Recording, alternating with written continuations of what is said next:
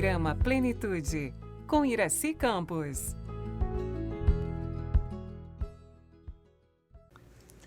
Perdão e auto-perdão são temas que afetam significativamente as relações humanas. Afinal de contas, por que é tão difícil a gente perdoar e se auto-perdoar? O episódio do nosso programa de hoje, de Plenitude, vem falar de perdão e auto-perdão.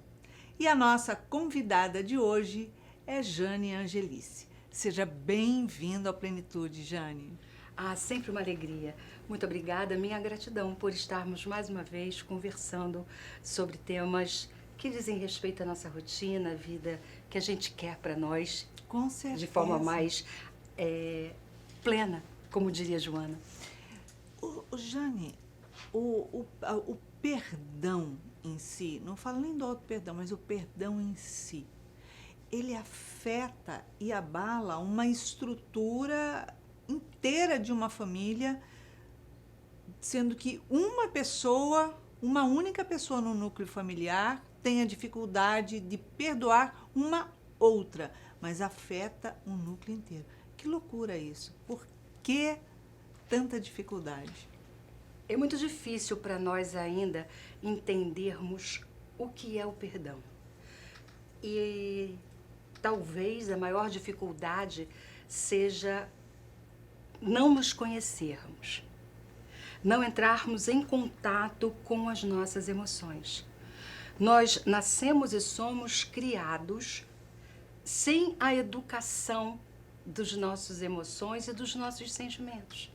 Então, quando não nos conhecemos, não sabemos como nos movimentamos, o que é aquilo que aperta o nosso coração, nós temos muita dificuldade. E veja que, quando a gente fala de perdão, a gente faz uma associação direta com a emoção da raiva. Nossa, direta, porque para gerar tudo aquilo, você tem que ter tido ali um estupim de raiva que... E aí você não conseguiu trabalhar com aquela raiva, né? Isso. E aí o que acontece com a raiva? Considerando que a raiva é uma emoção básica, que faz parte da nossa vida, nós aprendemos desde na nossa história, né, na esteira do nosso desenvolvimento como espécie humana, a conviver com algumas emoções sem identificá-las e sem cuidar dessas emoções. A raiva é uma emoção que a gente aprendeu a negar. A gente não pode ter raiva, é feio ter raiva. É claro que isso não quer dizer que, porque eu estou com raiva, vou bater em quem está do meu lado ou vou agredir o mundo. Não é disso que a gente está falando. Mas é importante saber, eu tenho raiva. Por que é que eu tenho raiva? E por que que isso afeta toda a família, como você me perguntou no início? Porque quando eu entendo a raiva e consigo elaborar o motivo dessa raiva e deixo que ela passe e compreendo que algumas situações falam muito mais de mim do que do outro, eu começo a elaborar e a transformar. A questão é que nós vamos dando muito alimento. E aí eu tenho raiva, da raiva eu passo para o degrau da mágoa eu passo para o degrau do ressentimento. Então a gente brinca assim, mas como é que eu chego a odiar uma pessoa? O ódio é uma elaboração mental. Com certeza. Como é que a gente transita? Vai sendo construído, isso. Você alimentando aquela situação, aquela ocorrência, aquele primeiro sentimento, primeiro impulso que você teve de raiva. Exato. E ele vai numa crescente, né? Exato. Por isso que a gente diz, por que o ódio? Não, o ódio, ele vem da elaboração que a gente faz na mente. Já viu como... vamos pensar num exemplo. Nós temos um embate qualquer, simples, em que a gente não consegue ter uma reação. A gente fica com raiva e não consegue reagir de forma adequada. A gente sai dali e fica pensando, como assim? Foi isso mesmo que eu ouvi? Aquela pessoa me distratou, ela me afrontou e eu não fiz nada? Ah, não, não pode ser desse jeito. Vou dar o troco. Vou dar o troco. Aí começa a encrenca. Começa a encrenca. E nós já sabemos que funcionamos por emanações, por vibrações. Vai afetando toda a família. Com certeza. Porque eu começo a criar um nível de inimizade grande com um membro daquela mesma família e os outros ficam ali, naquela órbita, muitas vezes até sem saber o que fazer E no muitas meio daquela vezes- situação. Muitas vezes buscando influenciar todos os outros para angariar apoio, Exato. né? É. Que venha certificar, olha, você está certo, olha, você está correto mesmo. Eu faria a mesma coisa, ou pior, não sei o quê. Quer dizer, eu preciso arrumar pessoas que fiquem do meu lado, me apoiando e se tornem adversários do outro também. Eu preciso ganhar aliados, né? E quando eu não compreendo a situação, quando eu não olho para mim, tô só olhando para fora, porque essa é uma questão do perdão, não é? É. Eu só tô olhando para aquilo que o outro está fazendo. Não é negar o que o outro fez, não é negar a situação, mas é olhar como eu recebo a situação. Porque a forma como eu recebo, como eu olho para aquela situação, começa a falar de mim e não do outro. Exatamente. É uma forma diferente de olhar. É uma nova leitura dos fatos. Então eu começo a dar esse alimento. Todos nós passamos por isso. Se a gente fizer a pergunta, quem não foi magoado nessa vida? Ou não se sentiu magoado? É acolher, tá? Eu estou magoada, sim, ou magoado, mas essa mágoa fala de quê? Não fala do outro, fala da gente. Fala de mim. E aí eu começo a alimentar, e aquela dor, aquele buraco da alma só aumenta. Por isso é que é tão difícil pra gente ainda perdoar. Porque a gente não se conhece, porque a gente não conhece as nossas emoções, porque a gente não valida de forma adequada a emoção que brota em nós de forma natural, entendendo que muitas vezes a raiva não vem do outro, não está ligada ao outro, mas está ligada a mim, a forma como eu reajo. Pode ser tão difícil, um exercício grande, porque a gente brinca, não é? Não desembrulhe um presente. Às vezes a gente recebe uma ofensa, ou a gente entende que é uma ofensa, porque se eu não me sinto ofendido, a ofensa não existe mais. É claro, porque o que o outro diz e pensa a respeito de mim pertence a ele, não pertence a mim. Não diz quem eu sou. Portanto, a pessoa pode falar, criticar, apontar dedo.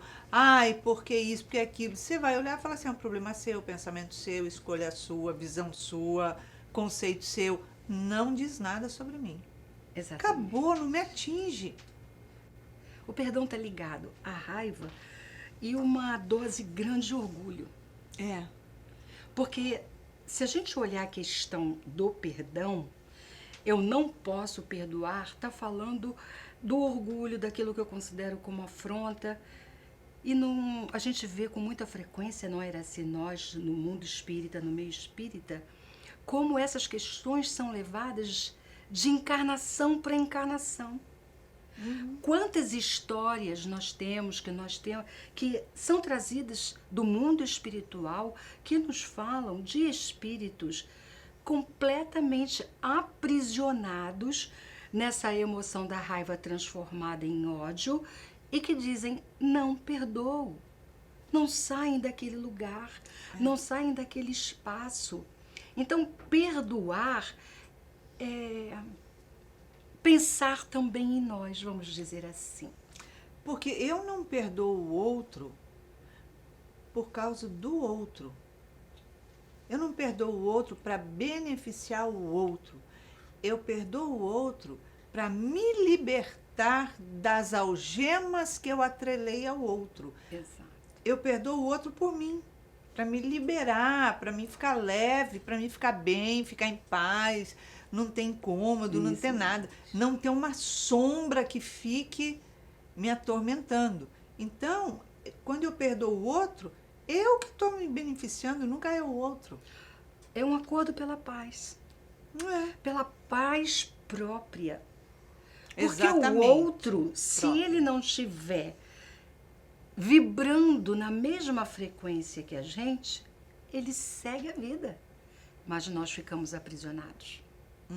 Então, a prisão, a algema, como você falou, é nossa. Nós colocamos. Nós criamos isso no nosso mundo mental. Total. E a mente é a força da nossa vida. Aquilo que a gente vive na nossa mente é o que a gente vai manifestar no mundo físico. Então, a dor que eu tenho e que eu vou elaborando de uma forma destrutiva na minha mente, na minha alma, vai fazer com que eu não saia daquele estágio. Isso pode perdurar existências. É uma loucura como a gente se coloca em alguns espaços de dor sem conseguir fazer um movimento para sair dali. Na verdade, a gente alimenta muito mais coisas ruins do que armazenar coisas boas. Por quê? Porque tudo que acontece de ruim, eu faço questão de ficar me relembrando.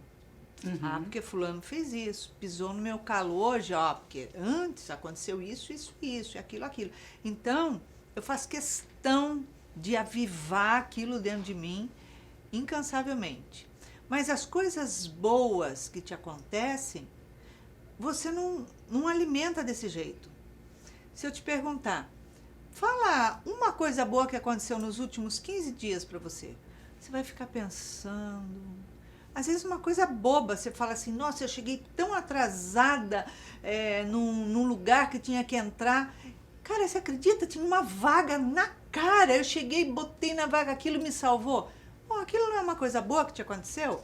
Não, você não pensa. Ah, eu não penso na coisa boa, porque uma coisa boa me fez bem. Agora, o que me faz mal, aí eu guardo.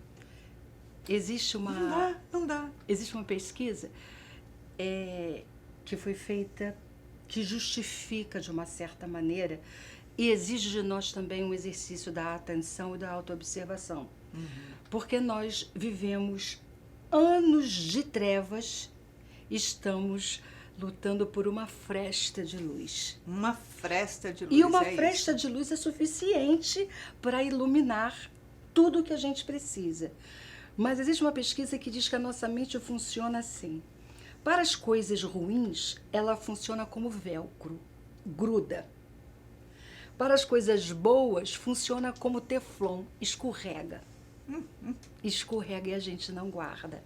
Muito provavelmente, de anos em que a gente viveu num mundo, se a gente considera que hoje o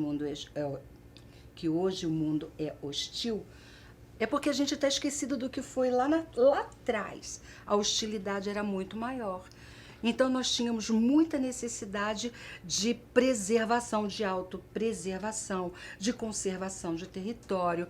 Uma série de coisas que nós fomos aprendendo e que nós fomos registrando e fortalecendo como hábito mental.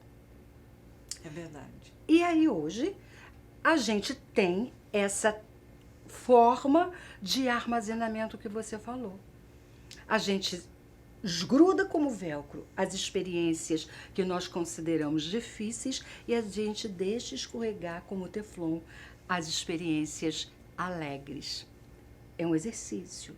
Nós estamos aqui para fazer essa transformação, para aprendermos que sim, nós vivemos experiências difíceis, mas a vida é essa ondulação. É essa oscilação. Nós vamos viver experiências difíceis, nós vamos viver experiências mais agradáveis. A gente pode aprender com a experiência agradável também, mas a gente insiste por teimosia, por rebeldia, por aprender com as experiências mais difíceis. Uma delas é guardar mágoas e ressentimentos, não nos permitindo a libertação pelo perdão. Agora, como a gente se auto-perdoar? Porque se você parar para refletir, muitas vezes acontece que você não tem mágoa de ninguém. Não tem nada a perdoar ninguém. Mas você se culpa por ter feito alguma coisa, ou ter deixado de fazer, ou ter falhado numa situação, ou não ter dado uma resposta devida numa discussão, numa situação, e que levou a um caminho diferente, um caminho perturbador, enfim. Me culpo por ter feito e por ter deixado de fazer. O que isso representa numa trajetória de 10 anos na vida de uma pessoa? É verdade, Iraci. Se o perdão está associado à emoção da raiva, o auto-perdão está associado à emoção da culpa. Uhum. E falando de culpa, eu me lembro de passagens do Evangelho. O que a gente pode fazer? Eu retorno para a sua pergunta. A gente diz assim, a gente está falando de auto-perdão, parece um tema recente. Não é tão recente quanto parece. Vamos lembrar 2 passagens do Novo Testamento quando Jesus esteve conosco. Uma fala de Pedro, naquela passagem em que está perto da crucificação de Jesus, e Jesus fala para Pedro, Pedro, você vai me negar 3 vezes. Pedro não acreditou. Quando ficou ali muito perto da crucificação, foi exatamente isso que Pedro fez. Negou a Jesus 3 vezes. Vamos lembrar uma outra situação também bem próxima da crucificação. Vamos falar de Judas Iscariotes. Um de vocês vai me trair.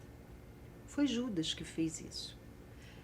Judas se arrependeu amargamente das suas ações. Ele não se auto-perdoou. Pedro também se arrependeu amargamente das suas ações. Mas Pedro hoje é conhecido por aquele que construiu a igreja. Ele reverteu aquela culpa em algo produtivo.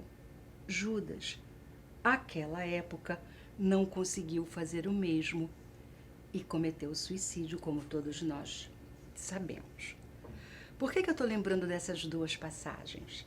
Porque aquela época, não está escrito isso lá na Bíblia, no Novo Testamento, mas estávamos falando de culpa. Exatamente. E de auto-perdão. E da possibilidade de se arrepender e mudar o caminho. A culpa, a gente brinca, ela é um ótimo despertador, mas é péssima companheira. Porque ela nos faz ficar ali, paradinho. Então, o auto-perdão, a gente fala tanto de auto-perdão, são só palavras novas para coisas que acontecem, para fatos e situações que acontecem desde sempre. Uhum. Desde que nós começamos a ganhar consciência de nós mesmos, nós começamos a entender isso está certo ou isso está errado, sem fazer qualquer juízo de valor, e a gente começa a se arrepender. Mas refletindo um pouco mais sobre a culpa, a gente pode dizer de novo que a culpa pode falar muito mais da nossa arrogância do que da nossa humildade.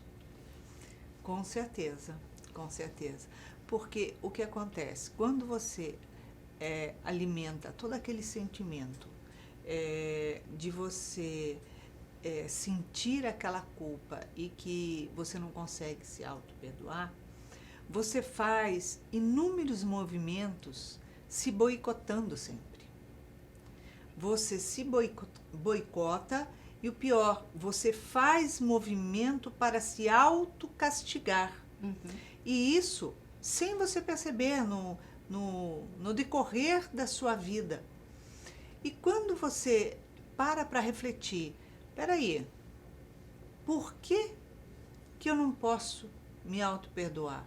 Quando ocorreu a situação, quando eu fiz, seja lá o que for, eu tinha uma cabeça, eu tinha um sentimento, eu passava por tal situação, tal aflição, eu não parei para refletir e agir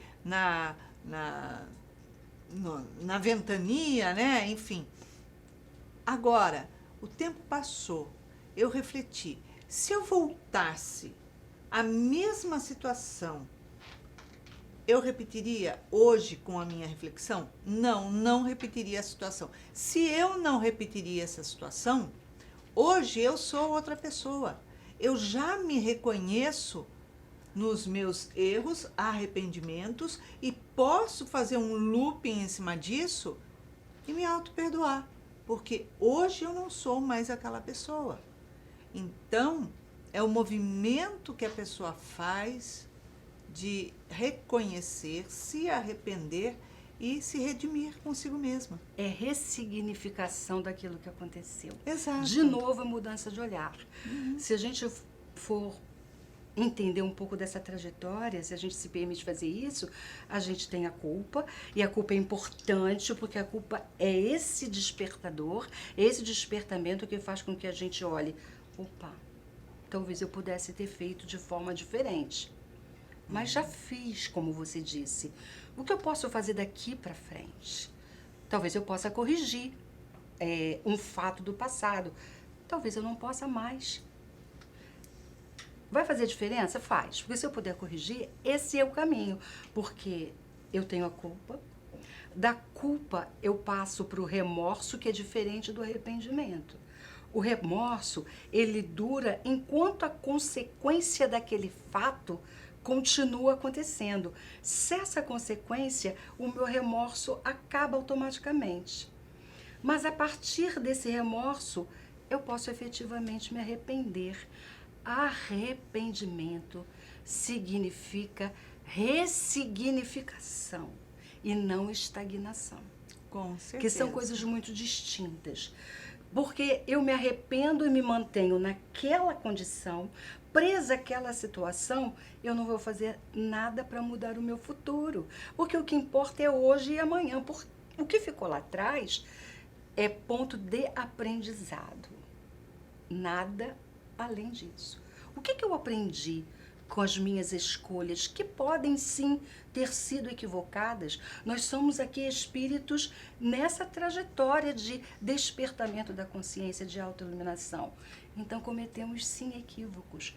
Mas a gente, na nossa arrogância, acha que não pode errar, quer ser perfeito. Nós não somos perfeitos. Eu erro e todo mundo erra. Acolha-se.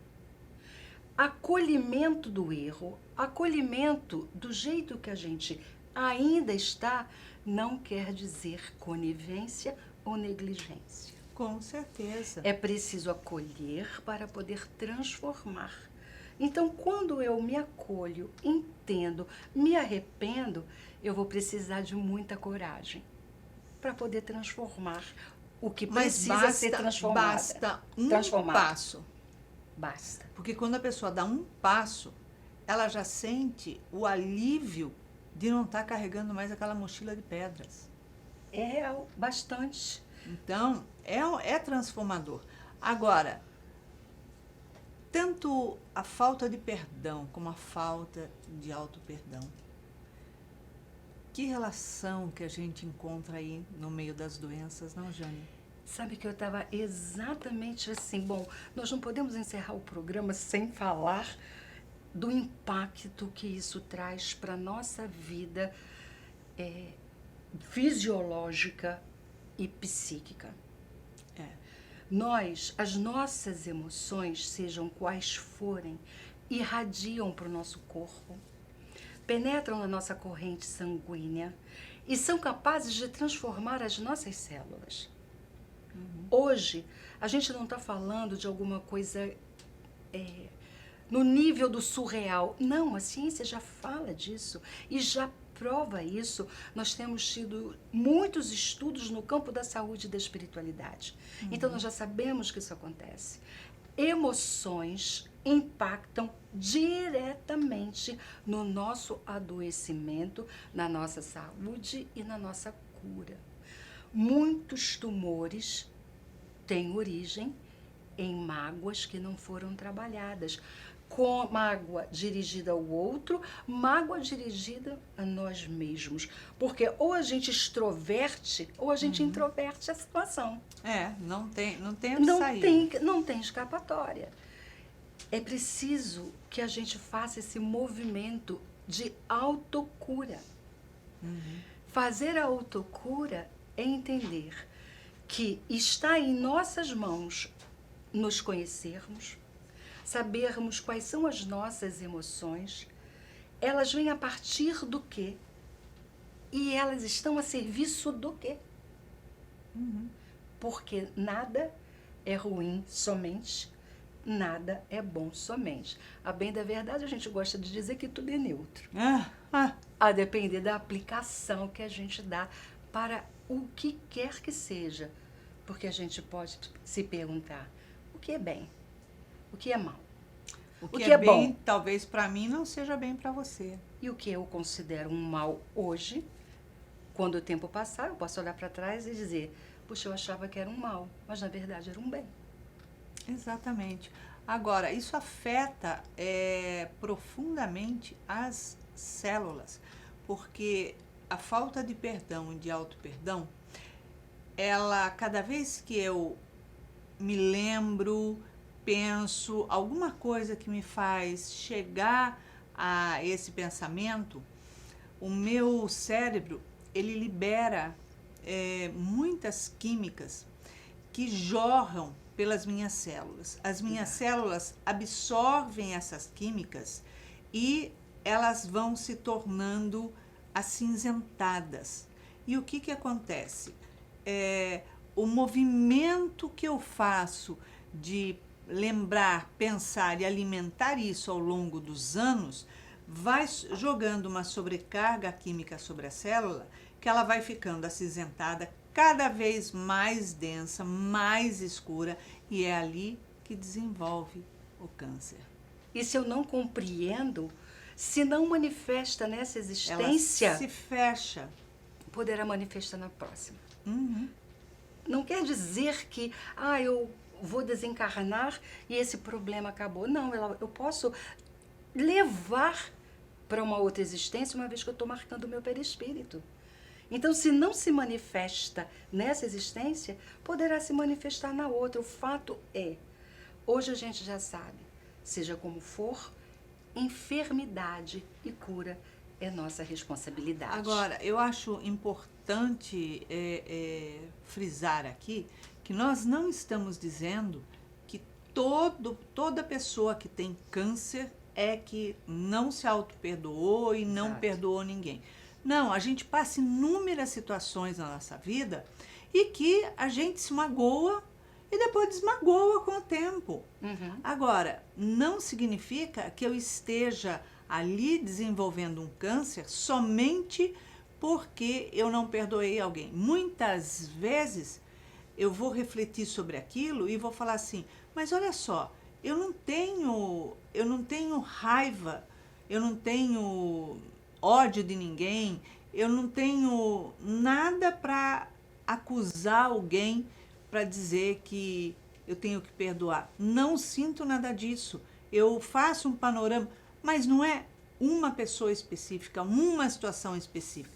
São muitas vezes o meu comportamento diante de várias situações no decorrer da minha vida. Às vezes no trabalho, meu estresse, aquele rompante, aquela situação. Então, são coisas que se acumulam, mas ela não se dissipa na célula se eu não modificar o meu modo de pensar, de agir e de guardar essas coisas. Eu acho muito importante a gente trazer isso, muito né? importante, não fica com cara de absoluto, e nada é absoluto, não é? Exato. Existe uma relatividade ligada a tudo, mas a gente também precisa pensar na nossa responsabilidade com o nosso corpo, na nossa responsabilidade em relação à nossa própria existência. Então, beleza. Jane, obrigada pela sua presença. Eu que agradeço aqui em Plenitude. Uma alegria ter você aqui. Foi ótimo.